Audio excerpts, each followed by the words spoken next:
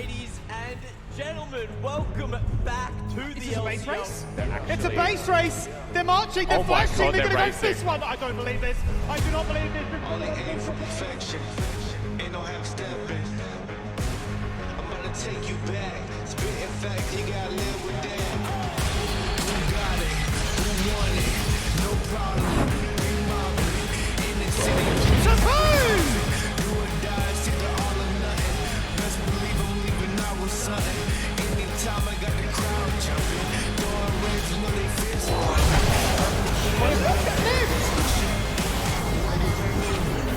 Back to the search. Just evaporated. Goodo locking them all in place, linking up with Kisee. That's an ace!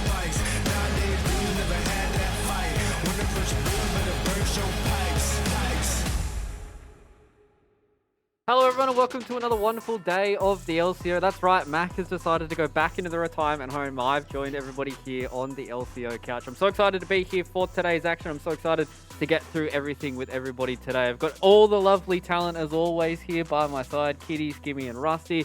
How are we feeling today, Kitty? I'm feeling great. You know, the world was burning, I believe, 5 minutes ago. With I think it still is burning. Oh, it's still burning? Oh, well, the world is burning. So that's how life has been. The world's burning. Maybe we might get some firefighters on the end there, lads. How are we feeling today? I like to say, my emotions don't matter, the world is just burning. Yeah, I'm doing good, bro. Hopefully we can have some good League of Legends today Yes. to, you know, kind of alleviate a bit of the burning that's been happening today, because obviously, as everyone does know, there are a few issues that are going on today. So hopefully we can get off without a hitch today in the LCO. And I'm so excited for us to jump into today. But before we start getting into today, Rusty, I haven't heard your thoughts. How are you feeling today? Yeah, good. It's actually, today's been maybe the least cold that I've felt in a while, True. which is really nice. Sydney was delivering freezing weather recently, so been refreshed today, ready to go. Yeah, all right. Ready to go. All right. Before we start getting into today, I believe there was a game or a couple of games yesterday we have to go have a look at. So let's go back with match day number 1. Oh, this is stuff we talk over. Yeah, it is. Yeah, you can tell this is my first day here on the couch. So obviously, I guess yesterday was an interesting day. I do believe that there was an absolute banger of a match that happened. There was a few question marks that were floating around on Twitter, and I think, you know, coming into today, I don't even know how we're supposed to top that. Well, the most notable game is Dials vs. Kanga. So that was an absolute banger, which Skimmy and Rusty was about to lose their throat. And I believe it was also the most eventful Elder Drake we've ever seen in our lives. Oh, Yes. that was auto game, yeah. Yeah, that was crazy that was game. auto game, Yeah, sorry, yeah. yep. Most kills, longest game so far. What is it, 45 minutes? Absolute barn burner. I mean, it really did feel like, you know, one team's going to try and push for the end. The other team's saying we can do it as well. The other team says, hang on, I can throw a little bit better. But ultimately, it just gave us so much to be excited about. And here it is on your screen right now. I mean, I would say yesterday saw some of the more exciting full day of LCO games that we've seen, perhaps all split so far. There's been a couple of very one-sided ones early on in the early weeks. Yesterday mostly just delivered across the board. So I think that's good news as well, right? Coming into the third week, you're expecting to see some development, some progression from everyone, even for, you know, Dial's auto game that you brought up, Kitty. I was still seeing what I think is just limit testing from Order, right? Like still trying to do as much as they can in regular games, and their opponents can definitely take it to them, and Dial is showing that they're potentially contenders. This is my favorite moment. This is my favorite moment, Luke. The fact that a pentakill gets stolen away, not once, but twice. It feels so unfortunate every single time that, you know, you hear the Quadra being yelled out. You're just hoping for the Penta to come in, but unfortunately it's just Pentanet.gg or Quadranet.gg. In fact, actually it's been floating around. But this is the standings as they stand here at the start of day number 2. I think looking across this, you know, obviously the Chiefs being 5-0 is a beautiful start for them. But looking across the rest of this is where we're really looking towards some of these other teams, you know, like Order to try and make the step up, right? Order is having a rough start, but that is due to the strength of schedule. They had to verse some of the stronger teams, which is Chiefs and Peace and Order. I mean, Peace and Pentanet, sorry. And we do have Kanga slowly on the rise with their change in roster, which I'm starting to believe in because they've always been a development team into Split 2, and they're really showing with the results from yesterday. And talking about Peace, look, they really need to get their stuff ready and to go, because I think they're just going to crumble even more if they start if they don't start changing the way they play the game. Yeah, I think we're starting to get a little bit of a semblance of what the ladder should actually start to look like, right? There's no denying that Chiefs are the outright best team in the league so far. Direwolves, yes, they've had a much easier strength of schedule going into this one, but now the gauntlet run begins during the regular season for them, up against a lot of those really heavy hitters, right? Up against Order, that was the first big question mark. They took out one. They got out that, right? They're up against the Chiefs today, which is going to be a big, even bigger ask, right? So you start to wonder, really, how high can they go? But the likes of Pentanet, Peace, we know what they're capable of, so no denying where they may end up at the end. Exactly, and having a look at the schedule today is what you alluded to, Skimmy, that third match there, Direwolves versus the Chiefs, and this is something we're going to be talking about a little bit later on in the show, is this is going to be the real litmus test for them, right? It's going to be whether or not these guys can actually, party with the big boys. Can they take down the Chiefs? Can they make it look competitive, I think is going to be the biggest question. Yeah, can they lose competitively? Seems to be the standard right now against the Chiefs. If you can put up a fight and actually show that you can keep up with them, even for 10 minutes of the game, people are going to be very impressed with what you've shown, because the Chiefs do just seem to be in a different class to the entire league right now. Of course, that is prone to changing as time passes, but the current Chiefs, unstoppable. Yeah, exactly. And a few of these other matches I think are going to be a bit noteworthy as well. I think this first one we've got off the rank, Order versus Kanga, is going to be a good test for both these two teams. Obviously, Order coming off Split 1 champions, you're hoping to see them, kind of rise up and get a little bit closer towards the top of the standings. But Kanga also performing really well so far throughout the split. 2 and 3 would have liked to have been a bit more of a positive scoreline, but hey, it's a good start for these guys. And then going in a little bit deeper in the split, they can do some damage against Order today. Hey, maybe they might be up in top 5. They're definitely doing a lot better than we expected, but I think for this first game, Kanga maybe the meta is just favoring them a little bit more, because coming from Kisee, he's not that mage player. It's more of a Fighto meta, and he's playing the Z, he's playing the Corki, and even maybe the Casio with the Leandri's buff. Maybe this is the time for Kanga to really shine. Exactly. Well, you guys were talking about the patch a little bit here. So we have a few champions that have 100% presence so far, and I think looking across a lot of these teams, I think that is a good kind of barometer for us to talk about a lot, is sometimes the patch does just favor a team, right? Sometimes some of these champions are just broken in the meta, and those players are able to really utilize them. And I think, looking across some of these that we've seen so far, maybe that might be falling into some of the hands of some of these teams. Yeah, I mean, no surprise with a lot of these new champions that are showing up, right? Like the likes of Zeri, insanely broken with the rework, looking to really try and push it towards that critical chance build. We know there's a lot of proficient players on that Zeri in this league as well. Lucian, 4 bans. He's had 6 games played, 100% win rate. He's copying those bans as well now, because if you get that in an army together, it just becomes a little bit too annoying to try and contend with. Obviously, the Sena, she's always going to be a go-to, right? Just far too good globally. And then, yeah, Ezreal. Ezreal's just one of those champions in general, right? That is seeming to be like one of those default picks where, like, you sort of narrowed the champion pool of those AD carries. What's the next best option?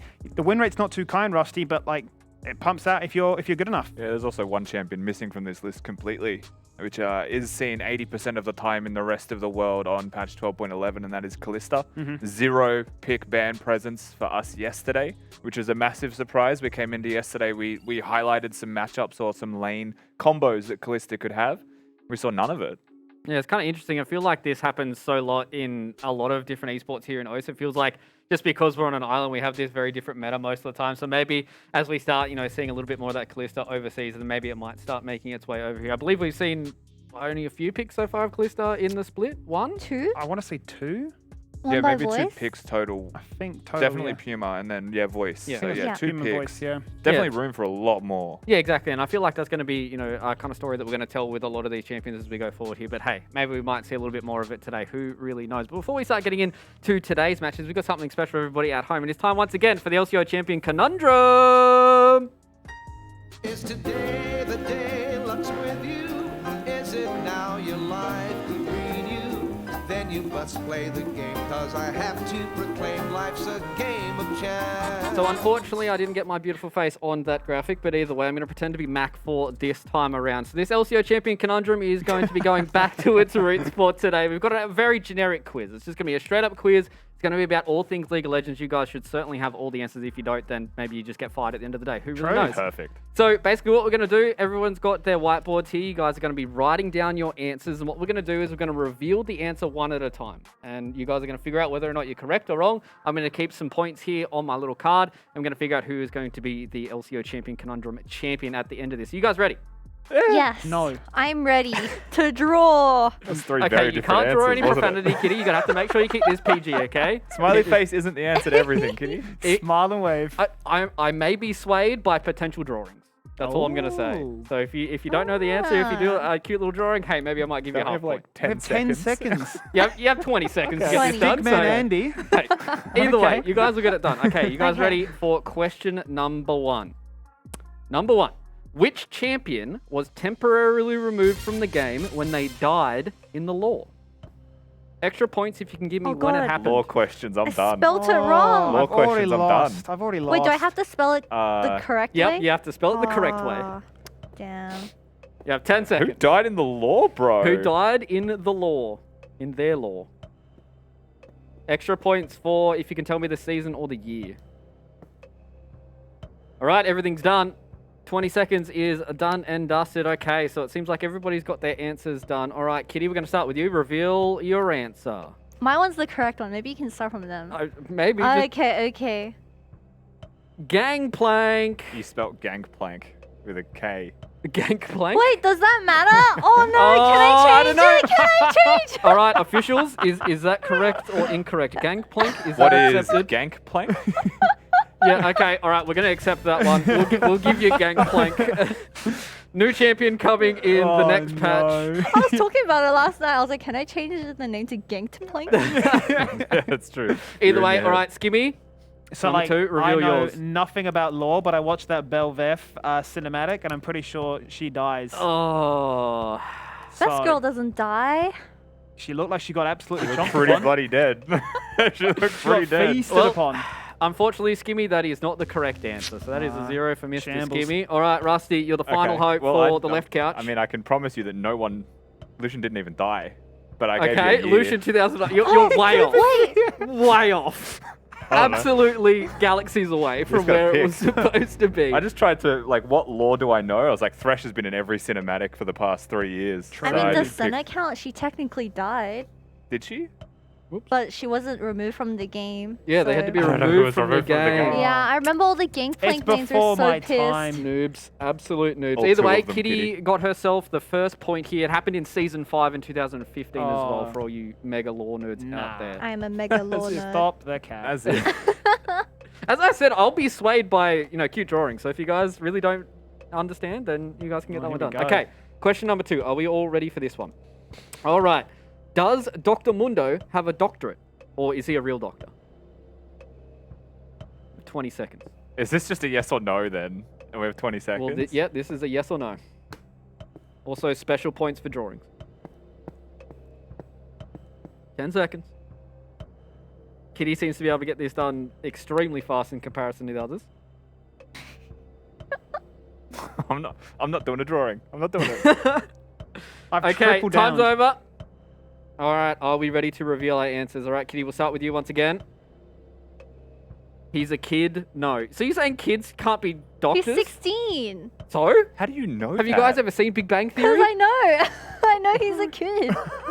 Mondo is technically 16 in the law. So Corporate Mundo is all a scam. Man's on some roids. That's more lore than I'd bargained for. But yes, you are correct. No, he is not actually a doctor. He believes he's a doctor. He was in a psych ward. I've been scammed. I'll take that. I already it was saw just yes or Skimmy's no, so I could answer. just... All right, Rusty's just gonna go straight with a no. Skimmy, No. are you on the no Skimmy's train? out. I've tripled down to try and get some favor with Luke. Yes, PhD, smiley face. All right, Skimmy, you get a half a point because you're playing Legend. to. It's free. All right, so it seems like Kitty's on 2, Skimmy's on half, It would have made and sense if you had Rusty's a on 1. doctor of philosophy. And it was just like sociology or something stupid. Yeah, just some Yeah. random doctorate. Yeah, yeah. That would have been funny, but unfortunately, he is neither a real doctor nor has a doctorate. All right, question number 3. Who is Katarina's sister? Katarina has a sister? Apparently. I'm getting so Where's she exposed from? on cam, bro. The thing is, Kitty is 2 from 2 so far. So if she goes this entire quiz, getting everything right, and you guys are still struggling to even think of an answer, Can we do a league-related gameplay question so that we could have a shot? there is a gameplay question, a little bit lower. Because in rehearsal we did one of those. Okay. That is That's all zero. I'm I'm saying. a very poor timekeeper, unfortunately. Sorry, ladies and gentlemen, who wants to be a stickler for the rules? Okay, this time around we're gonna start with you, Rusty, on the end.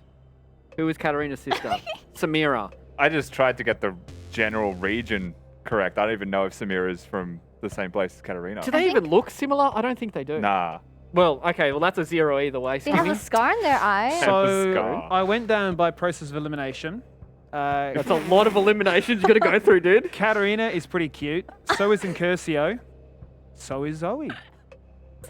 It's in Process of elimination. And all three It talk is like not a Zoe. Unfortunately, that's some creativity. How did you get there? That is pretty close. All right, final one, Kitty. Who is it? Cassiopeia, and that is You're the a correct snake. answer. You also get a half point for the cute little snake. Aww, thank so you. 3.5 I drew a right now. rattlesnake. Okay, what happened in Cassiopeia's lore to end up as a snake? I think she went to Shurima and then she got like cursed by something and she became a snake.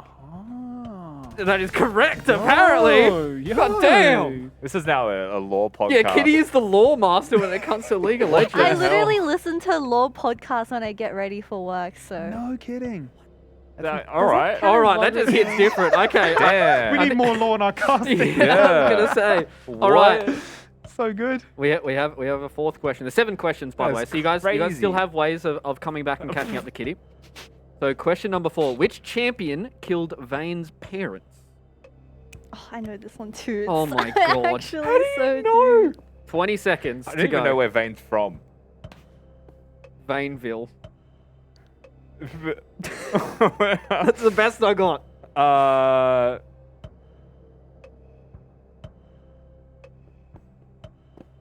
All right, what do we got? I'm sure this All guy's right, killed a lot of time's people. over. All right. Let's start with Skimmy this time around. You Skimmy, don't what do you want to? got? Nah. What do you I got, don't bro? want to see. Nah. So I see who killed Vayne's parents. Instantly I just think the Batman. That's exactly where my mind goes. So you're not going to get any Kitty, law you- out of me. You know the actual answer, don't you? I'm giving you the half point for that one, Skimmy. That actually made me laugh. I'm getting comedy points. This is how we come back. Rusty? what do So you got? I thought, because Vayne has the silver bolts thing, Yeah. that I've gone with either Warwick or Vladimir, the only 2 logical choices to me, because she became a hunter. So I you- just gambled on the wick. Oh, that unfortunately is wrong. is that was the wrong. weirdest Yeah, noise. that was but, like, the that was a fortunately. bait. I like your train of thought. I really do like that. I like that. All right, Kitty, reveal your Ben answer. Nelson. Not enough for point, like. What even are points? And it's Evelyn. It actually is Evelyn. Congratulations, Kitty. Kevy! once again. Kirby! Not what? again. Not again. All right. Question number 5. We're going to go relatively fast through these ones, guys. even How read many this out. epic monsters are there on Summoner's Rift? 4 references: small, medium, large, and epic. 17 seconds.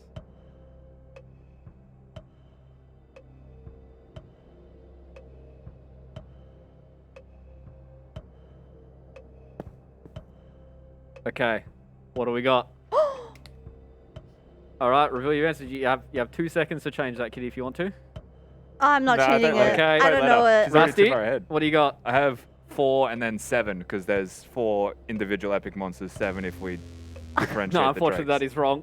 Skimmy. Yeah, I went 7 as well. Well, my process was red buff, blue buff on both sides. And then Dragon, Herald, Baron. Wrong, unfortunately. Kitty. Epic monsters. Epic. No, I'm just monsters. confused. This isn't a really just epic confused now. answer. I don't even know what I'm talking 10. about anymore. Kitty went with 10. She is wrong as well. The answer is 8. Oh, you Cloud guys were Drake, so Hextech close. Drake, Infernal Drake, Mountain Drake, Ocean Drake, Elder Drakes, Rift Herald, and Baron.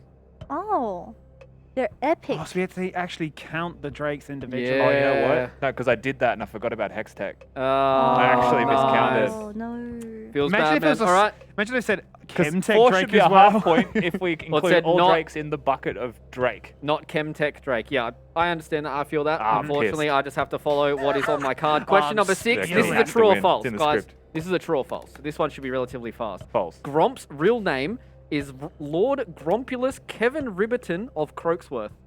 True or false? This is a 50-50. You guys did pretty well with the other 50-50. No, I didn't. Guessed it. All right, 7 seconds to go. Writing a full word. Skimmy's still writing, seeing if he can snake himself some half points somewhere. All I right, should not look over it is time. All right, Kitty, Set you off already. what do you got? False False. question mark? False? It is true. It wait. is in fact what Ivan calls him. Or Ivern. But does that mean it's his real name? Does That's that his mean real name. Oh. According to the law, it's his real name. I got 2 thumbs and a Skimmy, shield. what do you got? All right, Luke, I've dialed the base department on my cellular device. It is based and true. Yes, you are correct, Yes. Skimmy. It is, in fact, based and true. Rusty, what do you got, mate? Oh, that's F it's a to big pay fact. respects. Maybe you have to turn that into an L. F to pay respects. Yeah, F to pay respects, in fact. All right, final question. We can get through this and we can start talking about League of Legends. Question number 7. Which champion's ability names are references to real-world financial and business terms? Oh. What? Skimmy, you should be all over this. You should be all over this. Oh, uni was a long time ago. That part of my brain is lost. We have 7 seconds. I'll give you a hint. It's a newish champion. I'll give you guys a few seconds to finish writing. All right, Rusty's done. Skimmy, I don't know. we'll start I with actually Kitty don't because know. she's done. All right, Kitty, what do you got? Make it rain. Okay. That's a pretty good The answer one. is Yeah. misfortune. Yep. All right. That's fair enough. Okay. Unfortunately, that is not correct. Rusty, what do you got? I went Samira. Unfortunately, she that is also Chucks a coin at you. Crosses them. That's Yeah, true. That's my That's only all I guess. could think of. That's all I Yeah, could think straight of. up. All right. Skimmy, you're the last hope. So, it's not a real champion. Oh, well, that's a good start. it could Oh be. my god, bruh. Jeff What? It could be a champion. He's rich enough to become a champion. He could walk into right office right now and say, make it happen. Tell me I'm wrong. You Unfortunately, could say make it rain. he could Make do it that. rain. He could do that, but unfortunately, he cannot do that. That's a And half point, though, the surely. correct Why? answer is Renata Glask. What? What? Hostile Handout, takeover. bailout. Yes. Handshake. True handshake. Make it rain is also a financial That's not term. all We 4 needed the abilities, is champion. it? What's double up? I guess double up works. Misfortune like works Struck. at Wall Street. Like, Struck. make it rain. Well, Bitcoin. Woo. unfortunately, Bullet time. everybody, the winner was Kitty this time around. 4.5 points. Skimmy got himself 2, and Rusty, you're on 1. So that is the LCO champion conundrum this time around, and hopefully we can get into some League of Legends very, very soon. So we'll leave that and we'll start talking about some League of Legends. So let's jump into our first series. Let's jump into Order versus Kanga. So let's have a look at Order. Let's start chatting about these guys because right now, obviously coming off a split 1 as being champions, they went over to MSI. They did okay. Unfortunately, they didn't get themselves any map wins, but coming into this split of the LCO, we're excited to see what they could do. They made the roster change with Kevy getting picked up internationally, and now they've brought in Goodo, and now looking at this roster, I was expecting maybe a little bit more out of them, but you know, a 2 to 3 start, probably not the worst considering the run they've had. Not the worst start, but it's also not the best start considering they were the Split 1 champions. But I think it's also because of the early game. I think Order's most vulnerable area is the early game. I think when they are exploited for these early skirmishes and these picks, they have they struggle to get back up. But Puma is an exception, and he literally refuses to lose, and he nearly brought them a win against Styles last night. Yeah, I agree. I mean, I think Puma really is the shining light in this situation, right, where he will just farm up an absolute storm. Yesterday, he did like, what, 53,000 damage as that Ezreal. Essentially 42% of the team's overall damage. He was really trying to put the team on his back, and I think, obviously we'll get into Kanga in a second, but I think this is really going to be a bit of a showdown between the likes of Puma and Fighto as the 2 main scaling threats who will carry the bulk of the gold, the damage, and the overall throughput.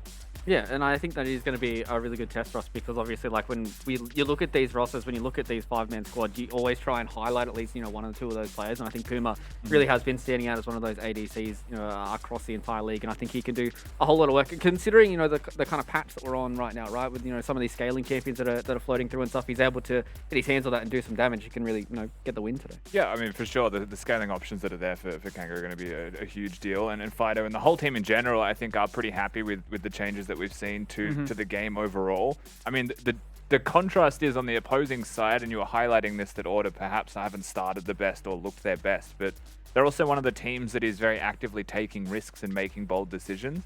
And they've said many times now, almost sick of repeating it, that they're a playoffs team. Yeah. Right? They're not focused on the regular season. They just want to make playoffs and hit their form then. So it comes as no surprise, I think, realistically, that they are dropping games and that they have had some really wild affairs like yesterday that we've seen from them in the process. Exactly. Well, another team that is looking to try and get themselves in towards that top 5 and head towards the playoffs is going to be Kanga. And I think, looking at these guys so far, there were, a few turbulent changes that have been floating around for them. At one point they had 3 ADC players, playing on their roster. So it's kind of a question of, have they really found the right formula right now? And is this going to be the Kanga roster that's going to get them all the way to playoffs? I think statistically, they're actually quite even right now with order, which is interesting to say, given that, they were very different last split. What stands out to me a lot is the fact that they do draft heavy scaling. The biggest defender is when they drafted 3 scaling lanes, and they got away with it, right? They actually won the early game, or at least went toe-for-toe in the early game. By that 30-minute mark, you're saying it's a freebie. So I would say they're one of the biggest teams that invest into scaling but don't lose in the early game. They're not like some of these lower teams that all in on scaling and lose in 22 minutes before it can really be realized. So they're a big threat. And I look at Liv to be a big driving factor of their laning phase at least. He's always up in CS, in gold and experience. So he'll certainly be looking to try and challenge the likes of BioPanther in that 1v1. But I just return to Fighto once again. I mean, he's tied third as the or tied third for being a top farmer. Farms up an absolute storm. He's got 39% of his team's overall kill share.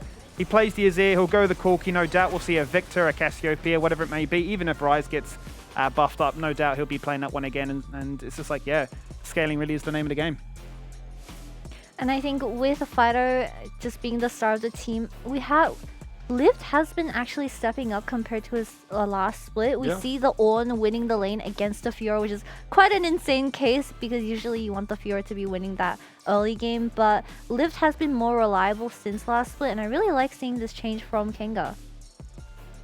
Yeah, I mean, especially when we look at these guys, and you talked about the fact that maybe I don't want to say they're overperforming right now, but they're definitely starting to perform, and I think this is probably something that we're going to be saying throughout the entirety of the day. I know I'm certainly going to be. It's going to be a good test for these guys to see if they can take down order and see whether or not they can start to, take down a few of these teams, because every single time you look at a standings like this and you want to try and get in the top 5, you have to beat these teams that have been there before. You have to beat teams like Order, you have to beat teams like the Chiefs, Penta.GG as well. You need to make sure you can get through them, and if they can't get through Order today, then they've still got a really rough road ahead of them to playoffs. They do, but they also have a lot of development still left to be made, right? Remember, they're bringing Tieng Sii in. It's his first split here. He is absolutely been shaky, to say the least, right? A lot of rookie mistakes, which is expected, right? He is a rookie coming in, but I don't necessarily feel like he is with a playing roster that enables him to grow quickly. That's my concern, right? I think that, the reality is Fighto might be the loudest person on this team, but his lane partner, who's a highly experienced AD in Lionel, is very quiet just by nature, and I'm not surprised if that is true on the Rift as well. So it's really hard for him to develop and grow into his best self. And that may take a long time. It could be towards the end of the split that we see Kanga actually get to their best. And for me, that's a concern where they could drop maps along the way. Exactly. And that might be a story we might develop a little bit later on. But Kitty, I think it might be time for somebody on the line. I do believe we have that loud player. I don't know if we should call him a loud player, but I know he is the best Azir player we've seen so far in the LCO. So, Fighto, how have you been on this Tuesday night? Yeah, pretty good. Excited to play against Order. Don't think it's too hard to be the best Azir player in the league when nobody plays Azir, but I do appreciate it. The best Azir in my eyes, Fighto. So you guys have been playing a lot of Corki and Azir in your previous games, and we do know that Leandri's got a recent buff in this patch. So what are your thoughts on the current patch for mid lane champions? Wait, Leandri's got buffed? I thought it got nerfed. Wait, it got nerfed? Really? I swear Okay. it got buffed. I swear to God, it got nerfed. Oh no, we by have 10 conflicting. damage, but- We need a fact check right now. Anyway, Yeah. anyway, it's I mean, all the champs, the durability buffs just made Leandri's good anyway. So I think any scaling mage is good mid. I don't think there's particular OP mid laner right now. Talia was broken, Swain was pretty broken, but those are nerfed now. So I don't know. You can just pick whatever mid, really, whatever you like. Seems like it might be a little bit more of a skill matchup this time around. So, Fighto, mate, I've got a pretty generic question for you. Obviously, you guys are 2-3 right now in the league. How's the feeling in the camp? Is everybody, excited with the scoreline they've got right now? Obviously, there's a little bit more to go left in the split. How's everybody feeling about their position so far?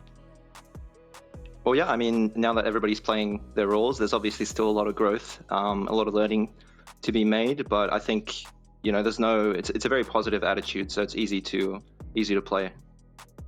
And yes, you were correct that Liandry's did get nerfed, sadly, so that is my my bad on my end. But let's talk about the recent team comps that you guys have been drafting, because you guys have been kind of leaning towards that super duper late game team comps where you guys have always come out on top. So have you guys already found a team identity from Kanga? I don't know. Our scrims kind of go all over the place. Some games, the games that I feel like we play the best are actually the games where we just flip everything, at least against the good teams, because then those games are very, they're like one flip away from winning sort of thing. Like you know what I mean? But when we play slow, a lot of these teams just have better macro than us, and they do beat us. And we're trying to work on macro, but I also think we need to get some wins. So yeah, we haven't really decided on our style. That's okay. It sounds like everything's going great in scrims. Well, I'm going to let you go and have you prepare for your first game of the day, and best of luck, Fighto. Thank you. See you, mate. See ya. I mean, he seems pretty relaxed. Obviously, getting wins is still getting wins at the end of the day. If they come down to flips, then hey, I mean, you get the dub at the end of the day, and that puts you towards top 5. He's not going to complain. Absolutely. I mean, at the end of the day, that's all you really want. And I mean, we heard it from their coach all the last split. We're developing. We're going to take time, and that was the big question, right, between them and Direwolves as to proven factors up against new experienced rookies or new rookies looking to try and emerge through the ranks, right? And obviously Direwolves came ahead of them in that position. Now Direwolves are obviously showing up strong as well, and it's good to see that Kanga are answering back and saying it's not going to be the same story this time around. So I'm excited to see how far they can go. I do agree with a lot of the points you mentioned in that bot lane, and if we are going to see a constant shuffle around in the bot lane as well, which makes Tieng Sii's life even harder, right? Lots of different voices, lots of different AD carry styles of play. Or imagine you're a rookie support with 3 ADs That's that it. just rotate, none of them talk. So how do you function in scrims, and how do you decide stylistically I fare better into this person or into this matchup? So I think there's a lot of moving parts there, but I always look at Fighto and Liv as those big beacons of hope. Yeah, getting those old experienced guys to really come in and give these young players, just a whole lot to work of and try and get them towards that next stage. And then who knows, maybe this split might not be the top 5 split for them, but then, coming back into next split, and they can certainly grow from there. But, ladies and gentlemen, we're getting ever closer to champ select, and that means it is time once again for the Dare fan vote. You guys at home can predict with your channel points who you think is going to win this match. Is it going to be Order? Is it going to be Kanga? You heard everybody here on the couch, their thoughts and what they think is going to happen in this match. You guys can use that to predict who you think is going to win for this series. So it is now time for us to start talking about our own predictions here. So I'm going to jump on the Mac train here. So I'm just going to be riding and dying with whatever he's got going right now. Unfortunately, he's at the bottom, so it's not really a good position for me to be in. But hey, at least it looks like he picked the winner so far.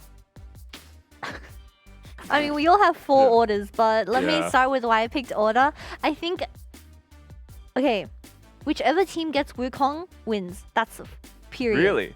You think it's that simple? Regardless of teams today, or just in this game? In this game. Okay. It'd be pretty wild if that was a blanket. Yeah, it's just every single time we go to champ select, Wukong gets picked by someone. It's all right, game's over. Goodbye, all right, everyone. pack it up. Yeah. I'd like to see what the Chiefs did, by the way, yesterday in regards to draft, because they got rid of the Wukong and the Viego, and I think they made the game a more confusing state for a lot of people, where those are really the only 2 junglers that are being seen right now. So I actually would because there's so many AD bans that are being forced at the moment, so perhaps throw a spanner in the works if you don't need to do that and get rid of the junglers. So do you feel like, Kanga should be doing that stuff to kind of throw off Order, or is it more kind of the shoes on the other foot? I think it's a good way to do it, yeah. Like if you're coming into this saying we are the underdogs in a matchup, you just leave up all of the OP AD carry combos and get rid of junglers, because you might have more strategic diversity there for them, like get the Ezreal Karma that's often banned, pick a Volibear comp or something. Yeah, well, it really does seem like, from what we got in that interview from Fighter, that they're more than happy to try and get the dubs on the board now and then really try and, tighten up some of those screws a little bit later on. And that might be the way they can take down somebody like Order, previous split champions. That's going to be a good scalp to have. Yeah, I mean, I went for Kanga yesterday. They got the win, which was awesome. But on this occasion, I really weighted up. I said I think it's Fighto and Puma, the big stars of the show for me, the big laning and scaling threats. I just think, ultimately Bio can look to try and mitigate a lot of the strengths that Liv has. Obviously, Goodo is coming into his own as well. He's obviously a proficient jungler, doesn't need any further introduction than that. And I think if you look at a bot lane dominance, I think Puma will really look to try and showcase his brilliance in a sort of 1v1, 2v2 up against Lionel. So I would give, Order the edge. So do we really feel like then, Kitty, after from what Skimmy said, that there's going to be a little bit more emphasis on that bot lane then for Kanga to try and shut down someone like Puma? I think for the 2 teams, they have different star carries. One is on Fighter, which is what Skimmy said, and one is on Puma. But I think Order's entire playstyle, they rarely make macro mistakes. They made that one big mistake in that match against Styles, and that's what caused them to lose the entire game. But in the case of Kanga, they kind of make mini macro mistakes in the early game. And I think that's going to be really, really exposed for Order to abuse. Yeah, well, let's see if that is going to get abused here by Order, or whether or not Kanga's going to be able to get themselves the dub. Here, the champ select is ready. Let's get into it. Yeah, let's do it. Let's see what happens. Will Wukong be locked in the first pick? And will it be as simple as saying, you win because of that? Wukong's been taken away. It's banned. So, Order say, what do we do instead? A Kalista ban? Yeah, the Kalista ban is one of the rarest bans that we've seen in the first day, at very least, of 12.11. Is there anything massive that's been left up? I know the Seraphine's now just been straight up locked in. The Senna's not going to be there with it, so the question does remain on exactly what this combo would be bottom. I do think we're at a time in League where it is possible to play double Enchanters bottom again. Just because it is so hard to kill Enchanters. Give me Seraphine and Sona. Yeah, it could honestly be Seraphine Sona. Like, genuinely, it could be Tahm Kench, right? Like, just Seraphine, Tahm Kench, unkillable duo. And then you just scale into the game, and then you just group up as a death ball. Also, going for the Xin Zhao this early is an indicator that they might want to go for the Sejuani top lane, because that seems to be a big part of the coupling of those two champions, why Xin's being seen a lot more. Lots of big questions being raised by Kanga. Lots of leaning into comps without locking them in yet. Certainly is. 580 carry bans, and no surprises then that Puma's going to lock in that Ezreal nice and early. They're going to pair it with the Yuumi this time around, so Corporal's going to take himself off the likes of any enchanters like a Karma, or the likes of, say, a Nautilus, Alistair, whatever it may be. Go for the Yuumi, obviously very strong with the adaptive force that it can obviously provide, but also you partner that with a Trundle. That Trundle can run amok. The Sona's locked, Skimmy. We're going straight into it. It's what we wanted. It's what we'll get. And that's going to be a lot of poke harass to try and really outbully this Ezreal. Yeah, you see the Ezreal Yuumi lane. It's going to be fairly safe, right? There's no real world that should win 2v2 either. There's no Nautilus or, like, hook champion to punish what is a Seraphine and a Sona. It should be a farming Seraphine. There's, I guess, worlds where it's double support, but it's more often than not just going to be a farming and pushing Seraphine with a support Sona. Both teams still scale really well so far in their comps. It's very obvious that double Enchanter is going to scale for team fights a little bit harder, and Fighto is notoriously capable of playing these scaling champions. I wouldn't be surprised, because the Xin Zhao's already locked in, they double down on scaling elsewhere and just have Mr. Foreigner get them to late game by force. Certainly. I mean, you talk about engage options. The Xin's going to go in, crescendo, encore, all of that range that it can provide, and the hard lockdown in a concentrated area for such a long time is going to be ever so annoying. They banned away the Silas as well as the Ahri, so no pick potential, no ults being stolen away. Order have said, we don't want you to have any of those major threats, be it engage or late game scaling, so Swain and Kale have been taken off the board.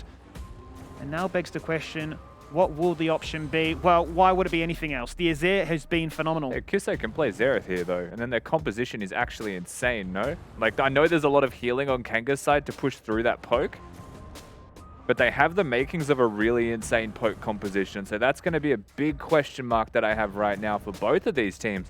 Do Order want to double down on their poke composition, seeing that there's two healing enchanters there, or do they try and pivot at this point and go for scaling, or go for engage, rather, as a means to deal with it? But it does seem like right now... It's the handshake. I mean, I don't think we're going to see much Jace in League of Legends anymore, but a Jace top lane makes this composition 110% a poke comp. Certainly possible. Of course, you could go for an engaged tank top lane right now still. Plenty of options for BioPanther, wherever he would like to go. Yeah, what is your option? What do you consider? Do you want extra poke, or do you want some form of hard engage before the likes of Kanga can set up to their own degree? Now's going to be the last pick here. That's what Bio's decided on. Certainly a lot of poke for him to play around, a pillar to try and catch out an individual, and then the big Mega Gnar to crash these squishy members on down. That does mean, though, that Liv gets a chance to try and answer back with a counter pick of himself. And he's tossing between all the meta options. Gwen, obviously, get a bit of a nerf. Seems to be now between the likes of a GP and an Aatrox. I would like something that has a stun more than I would like potentially the Gangplank. Because looking at Kanga's you know what? Every single champion in this game, there is, if it's not an ultimate, there is almost no stuns. That's a really insane lack of crowd control at a base level. There is such a high chance that this game is just a 5v5 ARAM for 35 minutes. I don't dispute it for 1 second. Such a high chance. But there's also such a big emphasis on making sure if you do commit to one of those ultimates, it actually lands its mark right. Because how many times did we see yesterday, at least, when ultimates were down, it's like you cannot fight anymore. This is probably the most prevalent example to date. Yeah, for sure. I mean, I think the biggest point of difference here is that Gnar, I think, does outscale the Aatrox by a little bit, but will suffer a little bit through the early stages. You know, like levels 7 through 13, I guess, is probably a point where Aatrox would be his strongest, maybe at one item. The Seraphine Sona sustain gets rid of a lot of poke that comes out from an Ezreal Corki composition, yes, but the fact they have Azir and a Xin Zhao means that they are more poised to be engaging. Like, I don't necessarily know what the Xin's going to provide if he's not going forwards with an Aatrox. So I think that while they're looking at their opponent's composition here in order and saying it's poke heavy, obviously it's long range, I think that we're looking at Kanga and saying flanked engage angles might be huge, right? Getting Xin in on a flank, forcing fights at objectives, I think that belongs entirely to the side of Kanga, where Order can play around Mega Gnar, around teleport timers from BioPanther, yes, packages from Corki for sure, but generally very happy to post up and just throw their rockets and mystic shots out. And I just think this is such a clever adaptation in the bot lane, right, to try and even out what I thought could be very much Puma Corporal favored. You hit them with the Seraphine Sona, obviously a lot of strong poke in the early phase where you can heal up, as you've just mentioned, but the fact that later on, that AP Seraphine really will pack a punch, does a lot of deceivingly huge numbers. But will it be enough to try and match the scaling on either side of the rift? We load on in, and you can see that from the Dare fan vote, certainly the fans watching at home are very much in favor of Order being the heavy favorites, but I do quite like what we see from either side. A little bit of money made here early as well. Skimmy getting into this one. Yuumi getting active early. Always interested to see where level 1s go from these Yuumis, because they don't want to sit on bushes or they just straight up die to 5v5 walk in. I'm curious to see which jungler is going to become more of a menace, right? Because Chrono, no doubt, can just run in like an absolute psycho with that of a Seraphine and Sona to protect him. But then Goodo will have a Yuumi on his head, and they're going to be chilling. Another teleport also to be seen here while we're getting into this one. Skimmy.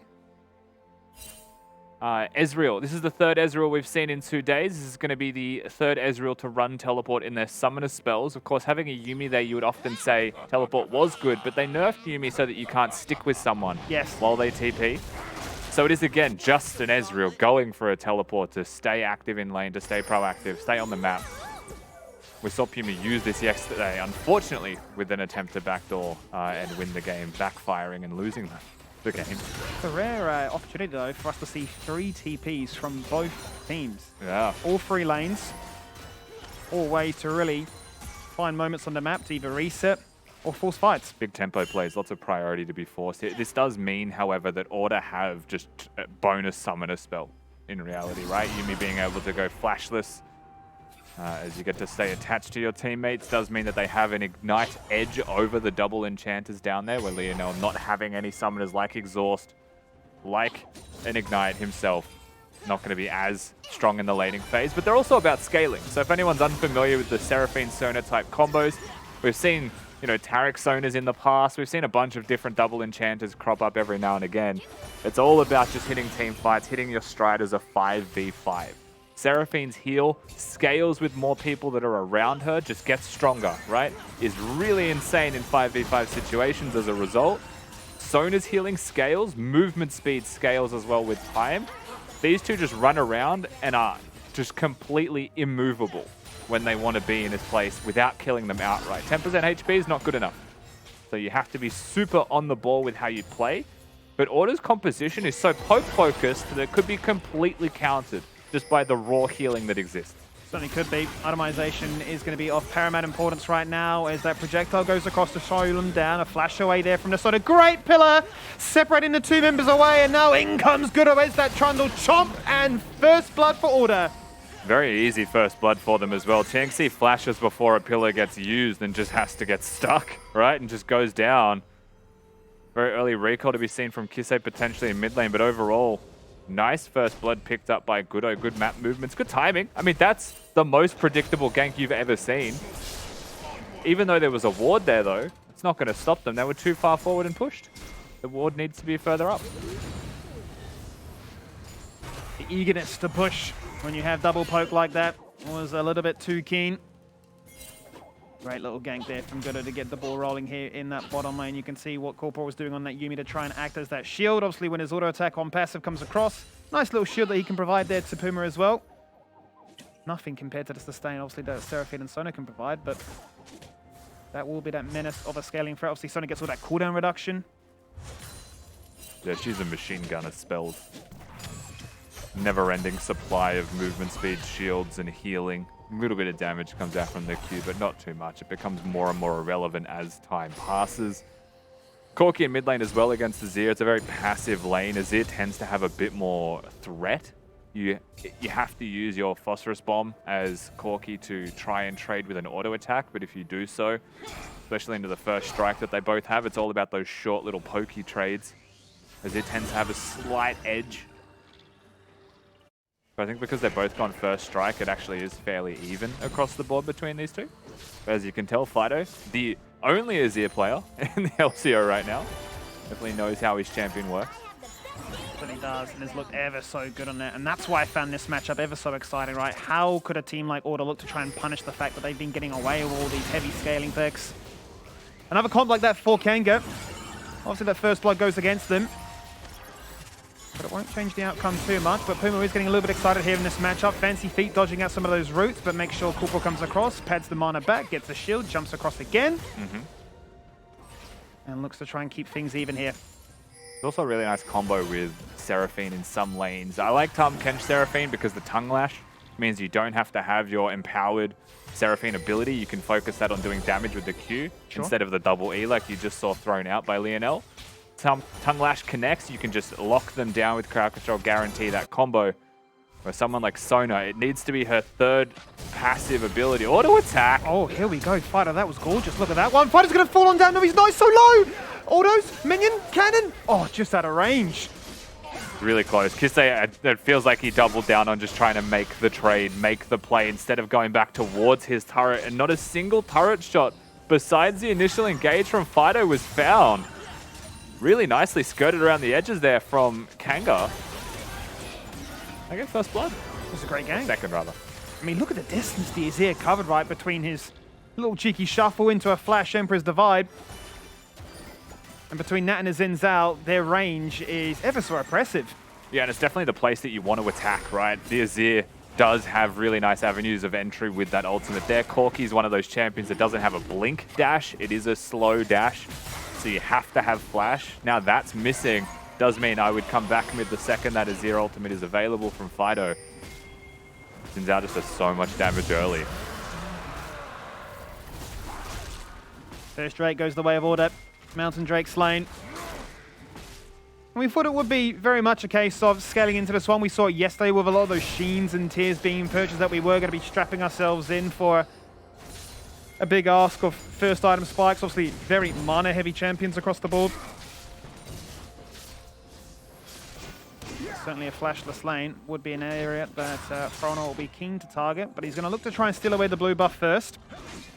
It'll be successful as well here, Skimmy, for sure. Trundle's now just going to be deploying towards this blue buff to find it missing. He's also behind in experience, so he's going to spend a bit of time here. Maybe have to clear the control or go to Gromp afterwards. Will still be able to clear from his missing blue buff all the way down to red towards bot lane again. And you would say can make a play for bot turret plates if they wanted as 3, dive anyone that stays. But we're also at 7 minutes and 50 seconds in the game, which means that Rift Herald is up in 10 seconds. And if yesterday has taught us anything, it's that teams want to contest this Rift Herald at all costs. And I get it. Rift Herald is probably one of the most important objectives at the moment, early game, that teams are fighting for. We'll hold that thought though. Goodo. Goodo could be in trouble right now. May have to burn that subjugate to try and keep himself topped up and healthy, being collapsed upon by 3. Fighto's gone the wrong way. And that was a phenomenal flash, which is completely in a 1v3 diffused things. Fighto with the weirdest drive-by you've ever seen. Just goes over the wall, dashes past him and back out to the rest of his team. Nothing comes from that. They'll get the flash, they'll get the ultimate out of Goodo. That effectively confirms a lot of control around the Rift Herald itself, and you would expect Foreigner to have a look in this area.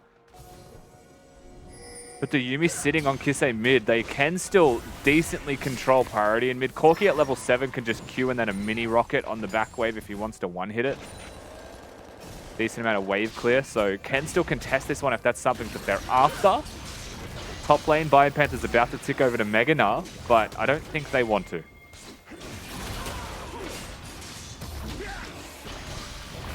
Such a good individual when it comes to utilizing that one, getting it prepped and primed and ready to go when a fight is on. Fono is going to claim that first Herald of the game. The supports are going for that roam, and now in the bot lane with that Solar experience, it does really become a battle of the two skill shots.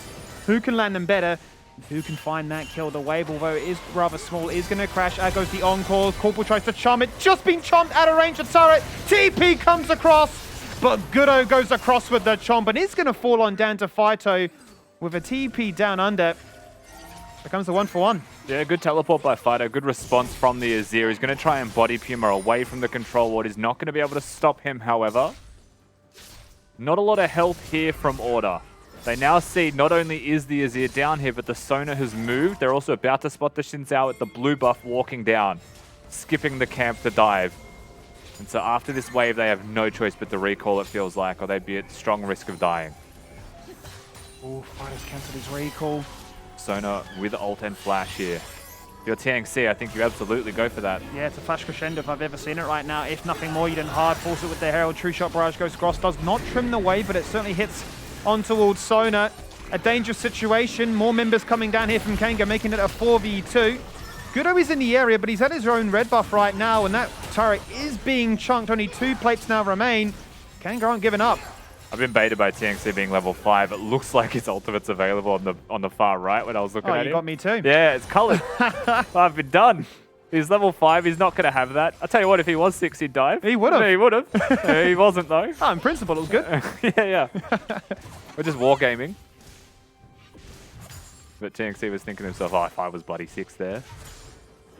But nevertheless, they'll get the Herald charge. It was a force, big force by Kanga, just chucking the Herald out. Almost to stop the base from the Ezreal, it felt like, was the reason he summoned it in the first place. So a little bit odd, but still the desired effect was found. Drake up in 40 seconds, probably going to be the likely target that both teams want to look at. More than anything else, I think, for Order, giving themselves a pretty tangible, objective to play towards if they manage to get 2 in a row. Certainly would be, but this is a situation that could be quite disastrous right now for Goodo. The final chapter goes across to try and lock them all in place, and he does not even have a chance to flash away. Even with Subjugate, he's just not tanky enough.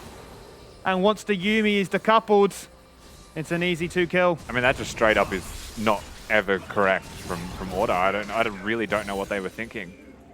They just base checked us too with Azir on the map missing. Your Corki was obviously not there. It was on the way with package, however, teleports in. You just wait. Just a little bit of patience from Order, and maybe they had a fighting chance to face check that to have a follow-up from Kisee, who's now wasted his package because the Drake is gone. Really big head scratcher there, honestly. Yeah, may now just have to be used to clear out mid lane instead, which is certainly not what it would have been intended for. But we'll have to suffice for instead. He's going to go for a cheeky little engage here on towards Fighto, farming up the first strike stacks, having that little 1v1 to see who can get the most gold coming out.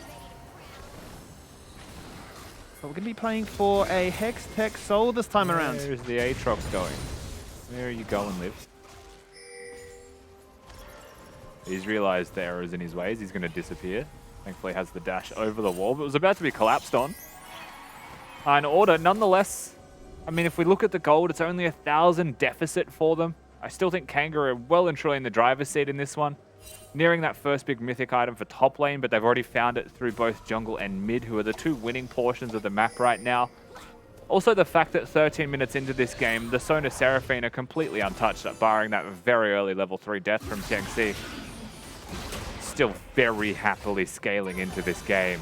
And that's a terrifying prospect, right? You can't afford to make the mistakes that they've just made, costing them the second Drake against a composition that eventually wants the death ball.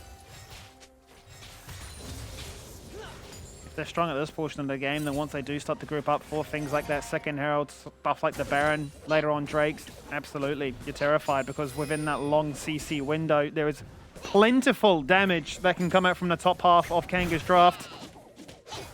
And we are seeing the 2 stars with the most gold so far. Yeah, and I was going to say, I was looking at this gold. It's like, it feels like this time around, BioPanther also being hyper-aggressive. Liv is going to ult. Bio does not.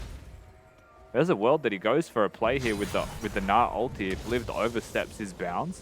We're able to talk for the moment. It feels like Foreign are actually here. Surely BioPanther never goes for a play now that he's just ticked mini Gnar. It is in the area though, so they're going to try and spot one another out. 1v1 top side, as well as with the junglers as well. Pillar goes out to try and reveal some vision. As Goodo's already hit that subjugate, wondering, are we going for this one or what? Something's happened bot side, but we're not focused on that right now. The fight may just fizzle out as Fighto's made his way up here, just a little bit quicker than Kisee, who was left trimming that wave. Now we go to the aftermath bot side, and that's a tower that Order will be looking to try and pick on up. BioPanther and Liv still fighting each other. Here becomes Lightning, just missing by Foreigner, so there's not going to be any follow-up here. The level 11 Gnar does have the ultimate still at the ready, and we're stacking up that Mega Gnar, so absolutely a world where the junglers stick around there and a fight is forced. Quick stock take in bottom lane. Tieng Sii dies. Ooh. Just gets actually one-tapped. Has flash and heal ready. Just unprepared to deal with that amount of damage that quickly. Muramana was completed, I believe, super stupidly early here.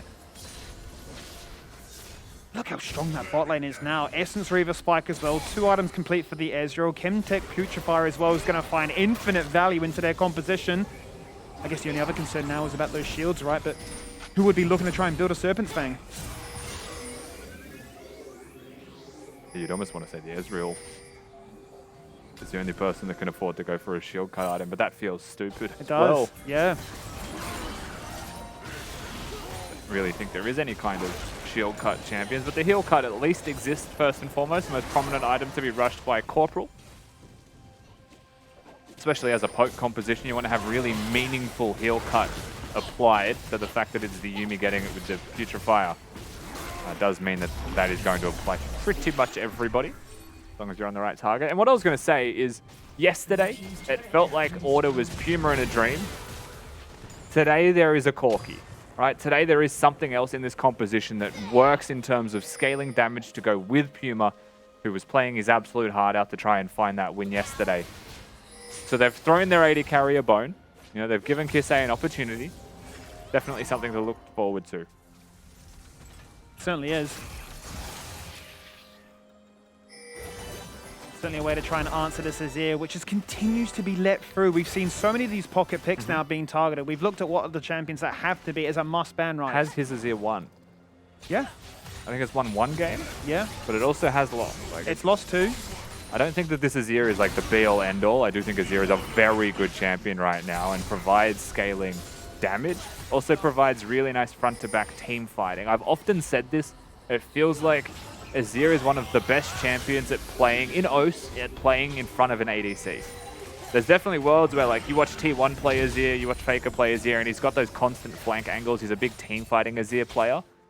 I think that's a little bit harder to do, right? It's so much easier to just be able to play reactively with your ultimate. That proactivity is something that OS struggles with a little bit. I think it's an interesting discussion either way, right? Because, like, why give them the comfort?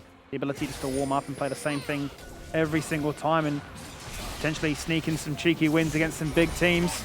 We'll see what happens here as the third Drake is there. Bio jumps in, he's nowhere near Mega, but that's not going to deter him. The smite has been used and Goodo's stolen that away. 2 to their name. Liv comes in. Corki's not there, but he's got Yuumi on top of his head right now. Goodo with the subjugate is forced to flash away, but has nothing to smite to get that extra bit of life. And Kanga, having lost to Drake, will at least find a kill. And again, Corki, no package until the aftermath of the situation. Going for this turret, the package. Big package, red carpet, splits the team in head. All Bio's on the side right now. Foreigner goes across, extends it with a massive encore. Fighto just out of range of the turret, but a true shot barrage connects. Wind becomes lightning and the prowling projectile lands. In goes Kisee, skirting through like Tokyo Drift, showcasing what he can do on this Corki. But everybody's low. Look at their health bars, the shielding, the healing, the Seraphine Sona. They stand and deliver. They just can't kill them. There is just too much healing, too many shields coming out from Lionel and Tieng Sii, and they just persevere. And that is all it takes. It looks like Order were winning the fight. And then it just goes back to even, and then it steadily starts to swing back into the favor of Kanga. Order forced back to base. Huge little team fight from them, and we're only 18 minutes in. Look how much damage Puma does. Crit too. He's really starting to hurt. Few more items are there, and it could be once again literally like yesterday. And again, Corki in base, Yuumi in base, right? The Corki tries to get in, uses the Hex Gates to cover distance. I'm saying all of this watching the minimap while Goodo's dead. That is how this fight starts off. The Drake's gone, it's a pipe dream, right? There's no shot they're able to get there in time.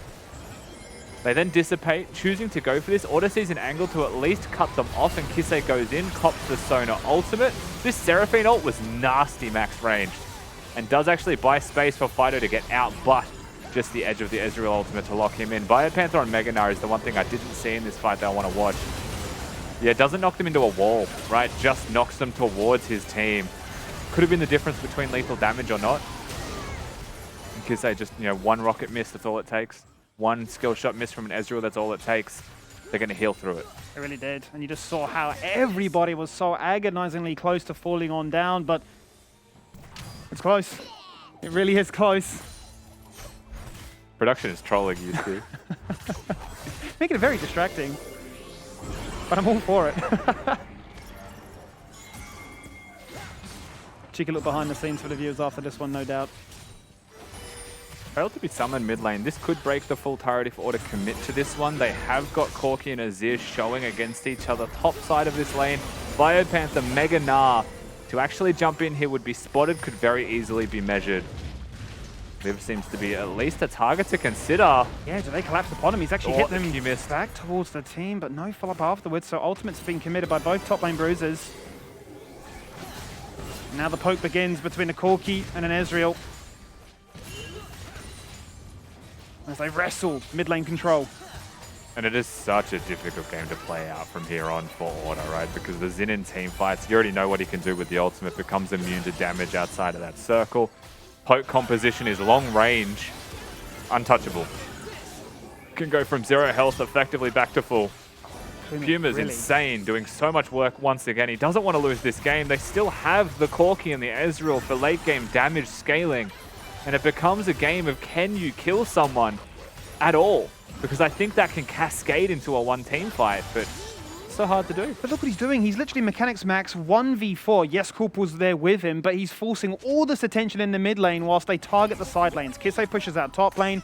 Bio returns down bot and says if you can't kill the Ezreal that is basically, you know, moonwalking on you, then you're just going to lose it in these side lanes.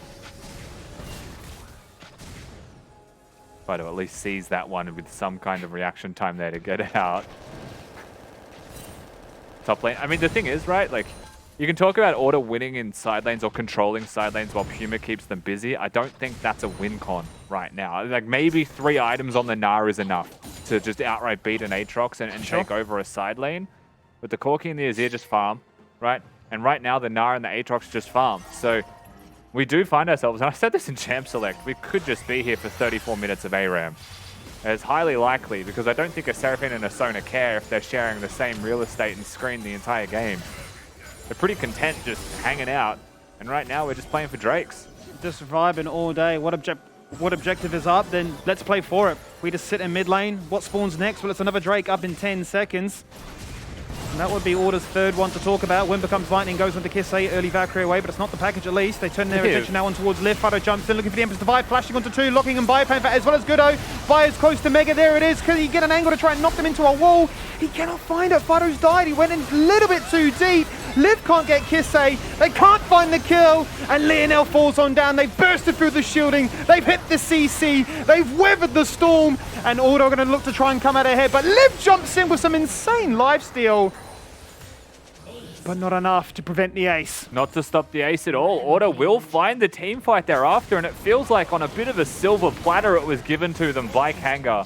That's the fight they needed. That's the fight they were gifted. They'll get the Drake.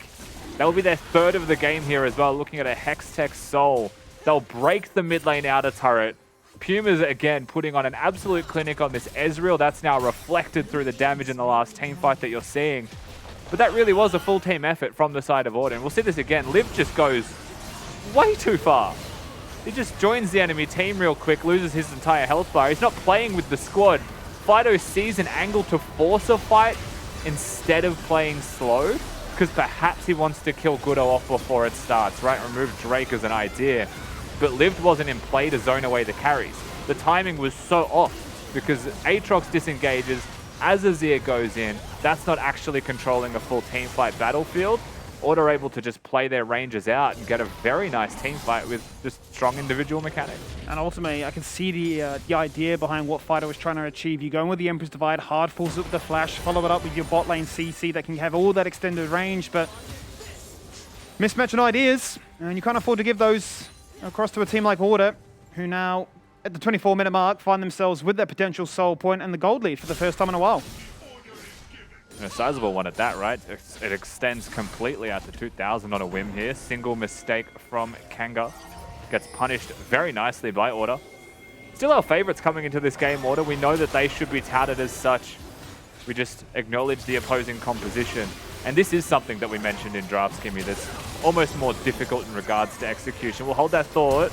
What a flank, and what a great flash there. Heads up play from Puma without any vision, but at the last moment make sure that Aatrox was not going to take him on down. Azir pops up his sandcastle and prevents them from doing much more than this. And the question becomes, do Kanga now rush towards the Baron or to have plenty of vision? They do have vision. They will see this. They will definitely intend to stop this. Kisee in base has got the teleport and will be able to join the fight right now. Kanga need to disengage up and continue to kite. Kisee with the package. Look how big this package could be right now. He's just holding his nerve, holding his patience, looking for Liv. Liv trying to jump in. 1v5. He's flashed away. Goodo's chopped him. He's dead. Lionel just going to fall on down to the slam and the stomp of a Gnar. Same could be said for Foreigner. They've just absolutely capitulated. There's the white flag. It's a perfect ace. And there's Order's Baron. And Order twice in a row have been gifted the angle and they just rinse Kanga. Very straightforward team fights and everyone just doing their part, right? Puma has a team this time around. It's in the form of massive Corki, right? With a huge package angle, the ability to find the team fights. Look at the damage again. They've got a second carry. Amazing the difference it could make. Certainly is. It really isn't a 1v9 show of this Ezreal today, but it is still putting in huge 1v9 numbers. Let's not contest that for a second. But these two team fights, we credit what Kanga is built to do. But they've been a little bit too over-eager to try and force some different occasions. Yeah, there's just fights on two different angles. I said for Kanga, it makes sense that they're a death ball, right? They want to be grouped. I still think they should have just kited up as a team as 5. Seraphine ult fizzles.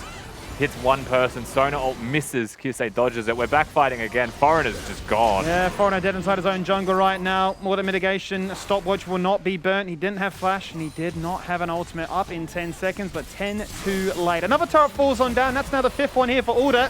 They've got a Baron. That's a fantastic Trundle pillar. And that means that Puma can continue to get excited. There's the final chapter. So strong. Just out of range because Crescendo locked them in place, but Puma really is trying to do it all. He's trying his absolute heart out here and is absolutely working. BioPanther pressuring mid lane at the same time as Order. Puma just doing so much damage to these enchanters, he's going to push them back completely. We raise the question when you look at the comps, can Order do enough damage or will the sustain be too strong from Kanga? It feels like it's a bridge too far gone here for Kanga in terms of sustain. Puma just does way too much. He's been stepping up like this from minute 15 in this game. Really not a fear in the world right now as they go for the 1-4 split. Bio pushing mid, looking to open up a second inhibitor as the Baron is inspiring the remnants of that bot lane wave. The cannon is finally gone. The pressure is starting to dissipate. Kisee rocks up to the fight now, stacking up a level 16 Corki, looking for the big one and looking to try and put a bow on things. And no amount of sustain that Kanga has is relevant here because while they don't need to go back to their fountain due to heal, they're still too close to their fountain to do anything meaningful. Order going to threaten the second inhib mid. It does look like it will just go down. Kanga concede. In Order very easy to disengage right now towards the Drake. 20 seconds until a Hex Tech Soul. Keep that in mind. Puma already chunked. Yeah, looking for the fight right now. Fighto does have flash to try and go into Puma once again, but cannot find that kill. Ever so elusive as the True Shot Barrage comes across, and Fighto's just dead! And Gnar says sayonara to Foreigner as he just falls on down in a blink of an eye. And they're marching towards the base. They want to end this game. They chunk out with supports, looking to lay down the law with these roots. But one is just stronger than the other. And now, you've got the shielding, you've got the healing, you've got a fountain, but even that's not enough to try and prevent you from losing in this game. Puma and the boys get it done. And in the end, Order do just prove themselves to be too strong. It felt like another day in the office for them in the end. Signs of life from Kanga for sure. I don't mind the draft that we saw from them and again, a lot of potential there from this roster, but when all's said and done, Order were just the better team and they were gifted opportunities, and that's all it takes, right? They are a very high caliber team. One chance given to them and they can snowball the game out of control completely. They certainly can. And I think the narrative going into it kind of really spoke volumes, right? We did really see, you know, Puma and Fighto really be the areas of focus to try and go for, but ultimately, for all the compliments and all the ideas that Kanga had with their comp, it was just a lack of execution in a lot of those fights, which allowed Order to come back. Yeah, I think that was something, you know, me and Kitty were looking at when we were in the green room, right, was some of those fights, you know, specifically around the Drake pit, where there was sometimes where you saw Fighter were going in the back, Lift was going in a little bit too early on the Aatrox, and it just felt like there was a little bit of that disconnect coming in from Kanga. And, you know, maybe we might be able to attribute this to the experience coming in from the Order lads, right? Like we talked about these guys being split one champions coming into this back end. They know they want to make playoffs. They are this best of 5 team, but they've got to get there first. And I think getting through a team like Kanga is just a good test for them to really make sure that they can show us they can really flex their muscles. You can really see the miscommunication that Kanga had during this game, especially in this team fight where we saw Fighter going in, engaging on 2 people, and I believe the Seraphine was put on the Ezreal where it wasn't that effective, but that is to be expected when you are still shuffling around with your rosters. And we need to speak about the Sona Seraphine. So this is our first double enchanter bot lane for this split, and it's into an Ezreal Yuumi, which is a pretty good and legit pick because they're both trying to scale. But Kanga is lacking a serious long-range ADC, so they can't really do objectives that quickly. And if Fighto is the source of engage for these team fights, and he is just running himself in terms of getting hit at the tier 2 tower and at the dragon, then what is the Sona and Seraphine supporting? Because Lift is also getting chunked out of nowhere, and it's just kind of all over the place. But see Puma popping off on this Ezreal twice in a row, and 40k damage, absolute nuts. I saw him doing some pretty illegal gameplay in that mid lane, being off cooldown, which is quite bizarre, but props to him because the Yuumi also did more damage in the Trundle, so Yuumi players rise up. That's a little unfortunate Or when you, not. when you have a look at that and you just go, yeah, okay, Yuumi players rise up, but you know maybe there might be a few people in Twitch chat that might not want that to happen. But I think it has been a pretty standout performance from Puma, and I think, you know, looking across this Order roster, it is something that we talked about, and it seems like everybody else is starting to step up around him as well. You know, we talked about the fact that this Corki is also another one of those champions that can really scale into late game as well and really kind of took the pressure off. It's what you guys were saying in the cast, right? It just takes the pressure off Puma where he can do these kind of illegal things in the mid lane, and even if he does get caught out, then they've still got the backup plan of the Corki. So it is good to see that Order are understanding that Puma is their star, but they still need to give him a little bit of backup. Yeah, absolutely. I mean, we certainly like when we do see Kisee playing the likes of a Twisted Fate, right? Looking to try and put a bit of pressure on the match, say, look, I'm ganking bot lane, I'm ganking you topside there, BioPanther. If you're playing a Jax, a Camilla Fiora, or whatever it might be, right? Make them sort of have their own moments of stardom as well. But I think ultimately in this game, right, if you sort of expect that Fighto is going to be playing a scaling mage, you just hit him with the handshake and say, I'll play scaling as well, and let's just see who's better mechanically. And that's ultimately what it came down to. I still really like, what obviously Kanga put together. I think, you know, in jungle-wise, Zen makes sense, right? The immunity clips, he becomes an absolute menace with all his ranged engage, right? You got a Shireliage, you got the immunity circle, maybe it's an Olaf instead, right? Hit the Ragnarok, you can't stop him down, he's got infinite healing as well. Similar sort of scenario, but I think, just execution ultimately was their biggest burden of execution. Yeah, maybe that's something that the Kanga boys can look at going in towards next week. But I believe, Kitty, I think we have Puma on the line here. We do have Puma, and congratulations with just winning that game. How are you feeling, Puma? I'm feeling good.